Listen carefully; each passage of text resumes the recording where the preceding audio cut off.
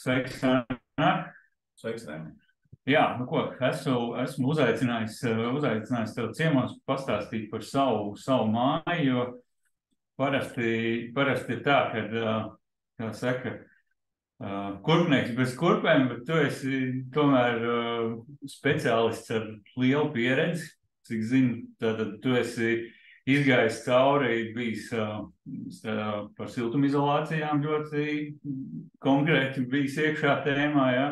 Tālāk tu par sausiem maisījumiem esi bijis ļoti, ļoti iedziļinājies, un arī varētu teikt par jumta segumiem. Pirms arī, pavisam svaigs patiesībā līdz ar to. Jā, un tās zināšanas ir pietiekami plašas kaut kādā sfērā, un lēnu garu tapinu savus kurpus, kā tu saki. Jā, super. Nu, lūk, un tāpēc man likās interesanti parunāt ar tevi par to, kāpēc šāds risinājums, un, protams, es pats domāju par kā es savu māju projektētu, un arī ļoti daudz noteikti būtu jāpadomā, jāpārdomā, un noteikti, kad būtu ļoti, ļoti jāiedziļinās daudz lietās. Bet, tu tam visam esi jau izgājis cauri, cik zinu, jau māja zem jumta, un, tāpēc noteikti labprāt uzklausītu tavu viedokli vai tavus atziņas, par šo te, kā tu esi nonācis, tiksim tā, līdz šādam risinājumam, un tad iziesim cauri, paskatīsimies projektu nedaudz, tāpatās, kā jau bija pirmajā video, kurā mēs ar Robertu skatījāmies dažādus projektus. Šoreiz paskatīsimies konkrēto tavu projektu un parunāsim nedaudz, kāpēc tā, Nu ko, īsumā iziesim cauri, es varbūt tā, lai ieskatam ir tas kopējais saturs, redzams, kas mums ir, kādi rasējumi, un tad pēc tam atgriezīsimies jau detaļās. Tātad šeit ir tas viss kopējā informācija, tad mums tā doma, kā parasti visur ir stāvplāna, Es domāju, tas mums šeit jumta plāns, griezumi, un tad fasādes, kas man patīk, detalizēts logu durvju, specifikācijas apraksts, Tā kā var redzēt jau speciālists rokraksts, šeit labi mēzli, sienu pīrāgi, viss detalizēti, un mēzli, par kuriem tad iziesim cauri detalizētāk. Nu ko, vēl viena tēma, ko es varbūt, lai saprastu, kāda tā māja, Ainārs vai projektētājs ir uztaisījis vizualizācijas tādu video, kurā var redzēt, kā tā māja modelī izskatās. Un tad es paņēmu tūlītās uztaisīšu vienu mazu video tādu ieskatu un tūlītās nošērošu. Īsi komentārs, principā, tā 3D vizualizācija bija uztaisīta pirmajam variantam pasāžu. Uz doto brīdi, kā var redzēt, projektā ir izmainīta logu formas un viens vai divi logi nākuši klāt. Nedaudz arī mainīt ir, nokļuvu uz augstiem bēriņiem, kas ir no ārpuses, bet tas viss pamats mājas forma tā ir saglabāta un šis te palīdzēja tā kā saprast manis sievai, kāda tā māja izstīsies, vai mums patīk vai nepatīk, jo man patīk vairāk slīps jums, sievai plakāns, līdz ar to mēs esam sakombinējuši abus šos te jumtus, īpaši uzmanīgi pievēršot tam, lai lietas ūdens uz jumtu nestāvētu. Tā kā to var redzēt, terases diezgan lielas un terases jumts, tā teiksim. Un to visu vajag savākt arī slīpādas daļas ūdeni, un smuki novadīt visu projām, un tad nekas nekrājās, lai neveidojētu baseni. Super. Labi, nu tad, jā, paskatīsimies tieši par to jumtu kombināciju. Tur man bija atsevišķi, tā kā doma pieskarties, bet jā, ļoti, ļoti labi, jo, var redzēt, ka daudzos projektos ir šī te kombinācija diezgan populāra. Ja, teiksim, sakombinē šos te, divus risinājumus kopā. Ja. Tā, tūlīt pārslēgsimies atpakaļ. Tā.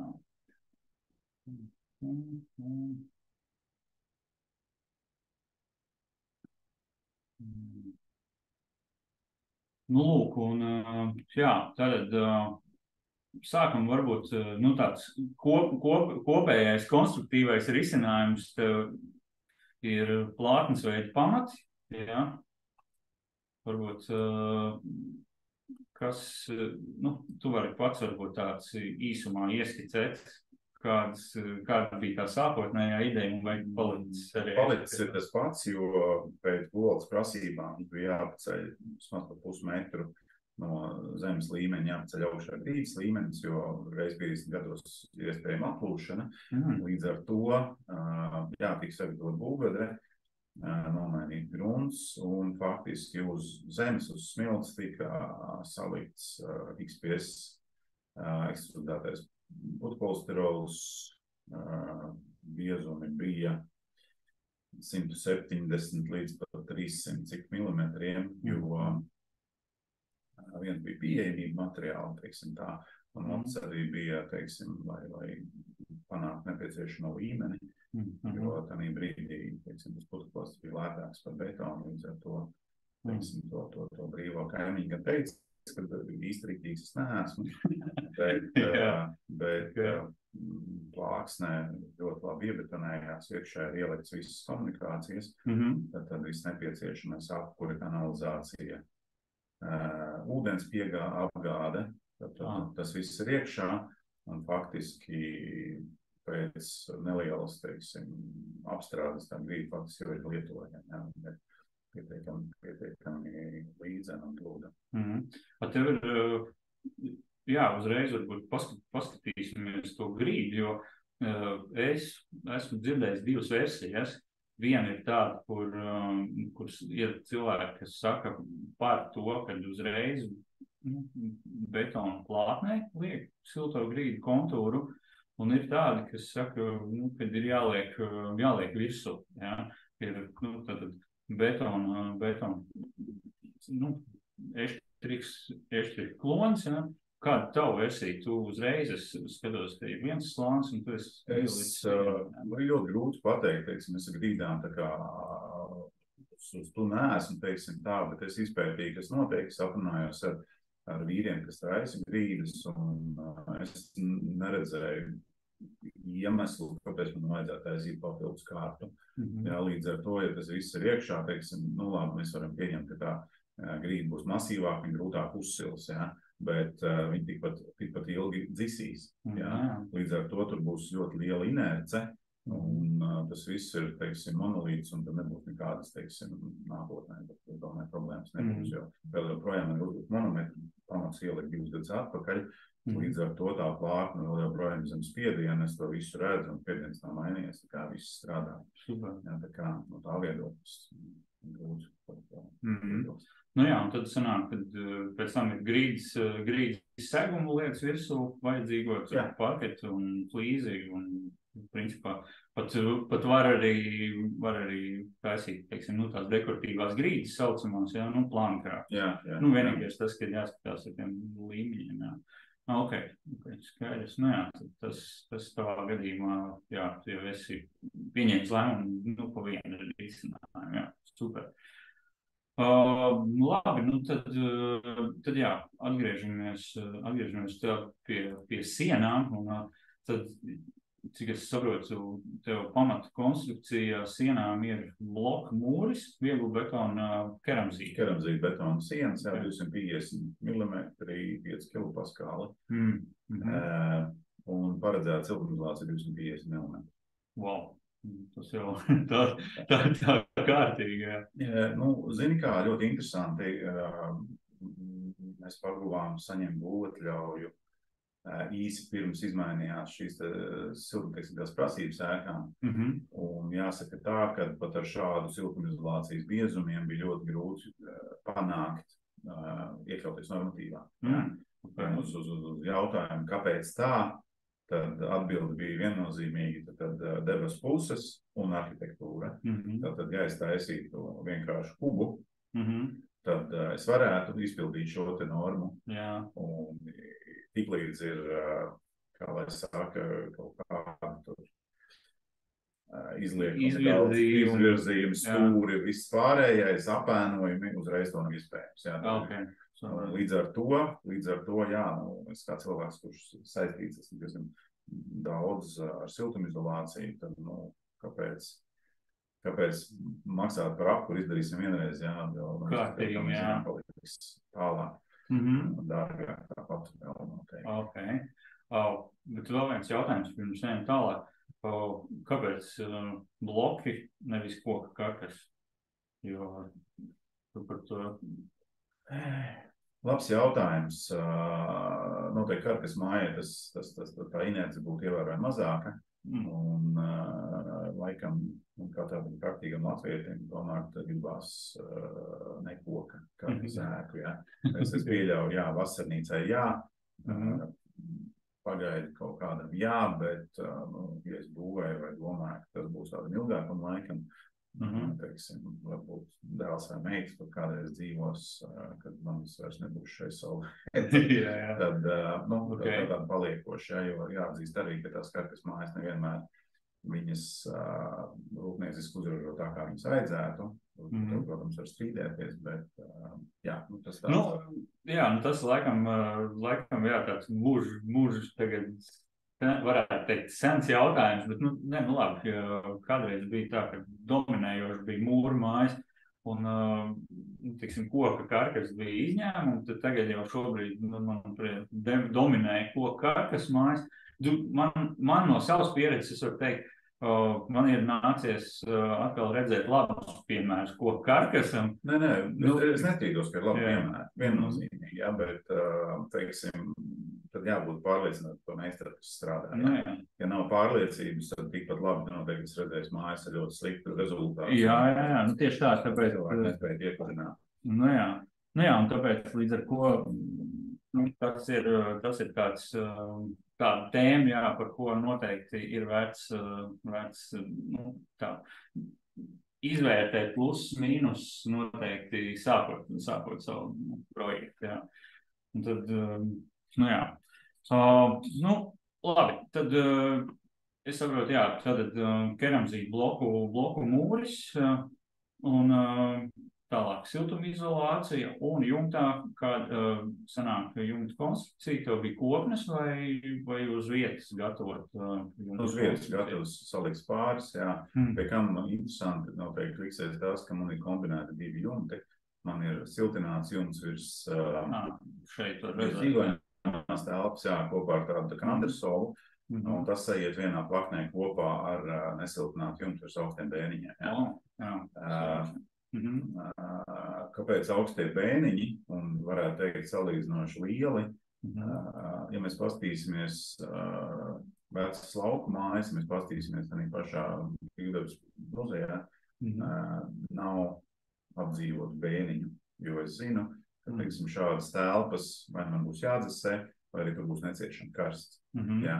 Ja mēs runājam par siltināto daļu, tad siltinātā daļā man ir 2 reizes pa 100 mm pirs ielikts. Jā, tad, ja mēs rēķinām vatas ekvivalents, tas būs ap 320 mm. Jā. Un tad augstie bēniņi man kalpos kā tāds desētava faktiski vasarā. Arī papildus, teiksim, noliktava, ja kāds kādreiz gribēs, tur varēs izbūvēt pietiekami plašas telpas. Tā kā, tas doma lidojums bija tāds. Tā kā, Okay, labi. Nu jā, un šeit augstie griezti, tā kā sanāk, kad tāds antresols, tā kā biblioteka, tur var augšā uzlasīt. Antresols ar eksponētām spārēm, tad spāras ir 250 reizes, nepateikšu 400 vai cik spāras tādas, uz kurām būtu, teikt,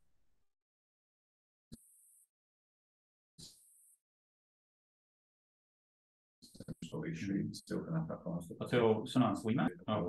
Pārējās ir koks, jā. Jo tas brīdis, kad bija nepieciešams šie koki, tad koku cena bija stipri augšā. Un līmētā faktiski man ir viena, kas ir, es nepateiktu, viņai ļoti liels šķērsvietums, jā, tāds, man liekas, tā kā. 8 metrus gāriem. Wow, nu jā, tas ir diezgan iespaidīgi, jā. Nu tāpēc, te es redzu, jā, pareizi, jā. Nu labi, tad, jā, es skatos arī kaut kādas metāla konstrukcijas ir, tas ir tur, kur ir lielāka laiduma, jā. Tas balsta faktiski visu slīpā jumtam vienu daļu. Tā, mēs šeit varbūt plānā. Jā, bez papildus, teiksim, balstiem. Šeit sanāk šī te daļa, vienkārši ir, tā kā sīk pāri liekas, jā? Šeit, jā. Tur nāk metāla sija. Un tad sanāk, ka tev tās metāla sijas ir arī vēl paredzēts arī šeit, tā kā šajā daļā? Nē. Vai tur nav? Nē, tur nav. Okay. Vienīgā metāla sija faktiski iekštelpās ir šī te. Bet viņi jau nav redzami, vai ne? Viņa pagaidām ir redzama, bet iespējams mēs viņu kaut kā apdarīsim. Jā, Okay. brīdi viss ir nosiltināts, viss ir silts, tā kā bija pamanījušies pūkneņi starp siju un sienu izdēt oliņus un izturēt jauno paudzi. Tā kā tas bija arī tāds, jā. Nu jā. Skaidrs, jo parasti tā, kad, vismaz man ir nācies arhitektiem, kurš strādā, parasti saka, jā, tādas kastes parasti ir, liecina par to, kad, jā, kaut kas nav sanācis, vai arī atkal ir ļoti jāpadomā, kā viņas integrēt interjerā, jā? Jā, jo tur sanāk tā sīk sanāk taisni, kur pāriet no šīs slīpās daļas uz plakanā jumta daļu, jā. Tur abās daļās ir atsegtas spārs, tad eksponētas un skatīsimies, ko mēs tur izdarīsim, jā, vai tur ir kāda apgaismojuma liksim vai ko, redzēs tādā procesā. Jā. Vēl viens jautājums, kur sanāk tu esi līdzis uz, tātad spāres un tālāk virsū, kāds tas pīrāks sanāk? Spāres nāk divnieks OSB. Jā. Uz divnieku OSB nāk virsū toja izolācija uzkausēta, polimēra bituma materiāls. Tad nāk viena kārta ar piru, un pēc tam nāk otra kārta ar piru. Pirmā kārta ir mehāniski stiprināta, otrā ir līmēta. Un pēc tam nāk līmēta PVC membrāna. Jā. Jā, jo es te skatos, tev parasti ir ir dzirdēts arī tas, ka šīs eksponētās spāres grib taisīt, lai būtu eksponējams, vai pārsegums sīs vai spārs, un to pēc tam ir, varētu teikt, grūti nosiltināt šeit pa perimetru, jā, tad augšā labi plakni var tā izdarīt, jā, bet, tie sarežģīti mēzli ir tieši, šeit te mūrlats zonā. Mūrlats zonā, tur, kur sajiet kopā ar lēznoju, to brīdi, ko tu palielini, tur viss tur arī tik līdz virsū OSB un smuki nolaists lejā siltumizolācija, tieši tikpat bieza, un te faktiski nebija nekādas problēmas. Mēs vienkārši iznesām to siltumizolāciju ārā, un viss tur ir, teiksim, pareizi. Jā, otrā pusē tur vēl domājam, jā, bet es domāju arī tur nebūtu tik sarežģīti faktiski ieliekot iekšā šo te pašu piru, 250 mm to var nosiltināt un savest kārtībā, jo tur tā sprauga nav tik liela, tur vienkārši jāpiedomā ir un un meistars ir pietiekami labs, mēs izdomāsim kopā tos risinājumus, jo to es pieļauju domu, ka arhitektam salīdzinoši grūti varētu būt kaut kāds mazlis, protams, ir, bet tie mazli varbūt nevienmēr. Citu bija, jā, es tā likās pārslēgšos un tā te mēs par pamatiem logi. Šis ir tāds, kur bija tā tieši tas savietoto jumts, jā, slīpais jumts un savietotā jumts. Vienīgais, kas te ir mainījies, te ir zemes vajag izolācijas arī turpinās OSB plāksnē, jā. Faktiski tur arī viss ir pietiekami nesošs, jā, lai to uztaisītu. Jā, te ir siltā zona, tā ir, un te bija iecerēt, dēļ apdara. Bet to var parasti, jāiz pēc tam ar visu interjeru vienā konceptā, jā. To brīdi ir OSB, OSB arī, kā mēs zinām, nekas nav patstāvīgāks par pagaidi, jā. Jā, tad nākamais būs tas apders, interjera apders risinājums. Jā, visticamāk, jā. Bet to vislabāk ir jau tiešām skatīties tad kopēji konceptu un, tas tiksim tā, lai viss būtu, vienā. Kāda jums doma ir pieaicināt interjeru dizaineri, vai parasti tas ir tāds jautājums, ko... Mēs tik tālu vēl neesam pīkuši. Uz doto brīdi mēs esam apstājušies zināmā mērā pie apgaismojuma, jo, teiksim, to antisolu un tās augstos griestus ar eksponētās pārēm jādomā, kā tur izgaismot, vai tā gaismies uz augšu, un tomēr nāks uz leju. Tas vēl tāds mums kaut kādu uzmetumu idejas ir, līdz ar to mēs tā vajagos soļus nesperam uz priekšu, tā kā. Ok. Labi, jā. Ko tad ejam tālāk, un tad es vēl pamanīju, kas ir neraksturīgi, varbūt, šīs te, tādas ārējās piebūves, patiesībā jau esmu redzējis, jā, gatavojot tāmas, redzu, ka cilvēki, saprot to, ka ir kaut kāda saimniecības, saimniecībā, zāles pļāvējs, auto piekabē, kvadricikls bērniem un vēl saimniecība, ka tas viss ir kaut kur jāliek. Un tad mēģina pie mājas uztaisīt kaut kādu, piebūvīti nelielu. Un tad nākamais ir, mēs taču pa lietu gribētu, jumtu savienot. Tad, tā kā tavā gadījumā viss arī smuki ir savienots kopā, bet es saprotu, ka tev pat ir, šeit vēl tāda terasīte. Tur ir teras, jā, teiksim, tās terašu ideja sākotnējā bija, visi tagad liek saules paneļus, jo es esmu kategoriski pret, jo kādu, teiksim, caurumu veidošanu pamat hidroizolācijā, teiksim, jumtā, īpaši tas, teiksim, attiecās uz teiksim, PVC membrānām, jo es esmu redzējis gadījumus, kur 200 kvadrātmetriem ir vairāk kā 200 caurumus attaisīt, jā, un tad ir jautājums, jā, cik tas meistars ir bijis godprātīgs, lai to visu pietiekami hermētiski uztaisītu.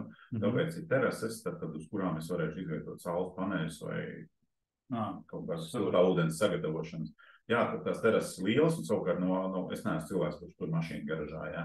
Līdz ar to man tur ir vieta 2 mašīnām zem jumta, jā, jo arhitekts teica, tad tu atbrauc no veikala, tev pilnas rokas ir ar ķeselēm, nosauksim tā, jā. Un tagad tu jūzas zem lietas, šī gadījumā mēs iebraucam pagalmā, mēs pabraucam zem šīs nojumes, un visi kārtībā. Ja mēs runājam par šīm te kāpnēm uz bēniņiem, tad pirmkārtām telpas ekonomija viennozīmīgi, jā, tad man nebūs kāpnes, vai arī nebūs šaura lūka, kur kaut ko var uznest. Uz doto brīdis var uznest mierīgi plāksnes, siltumizolācijas man ļoti liela nokļauj faktiski. Viss bēniņi, patiesībā. Jā, pusi mājas, tad nedaudz vairāk pa pusi man ir bēniņi, kurā es varu labāt, sākot ar āboliem, beidzot ar kārtīgiem latviekiem zārkas augšā, jā. Tā kā, jā, tās kāpnes ir izveidotas no stiepta metāla, Līdz ar to uz viņu nekad nekrāsies, nesniegs un neaplados, jā, un būs droši pārvietošana. Okay. Labi, nu tad, jā, par tev konstruktīvo risinājumu laikam mēs esam tad izgājuši cauri, un es tā domāju, un paturpināsim tūlītās pēc brīža arī par nākamo, jā, tad par apdevas materiāliem, bišķītņās, tiksim tā, no ārpuses. Nu, un tad paskatīsimies vēl kaut kādas atsevišķas lietas, kas varētu būt tādi mēsli, kuras, varbūt tev ir kaut kāds atziņas, ko tu varbūt nākamai mājai tagad šito uzbūvēs, padzīvos, tad savai mājai taisīgs savādāk, ja? Tā kā, tad pēc brīža turpināt. Labi. Okay.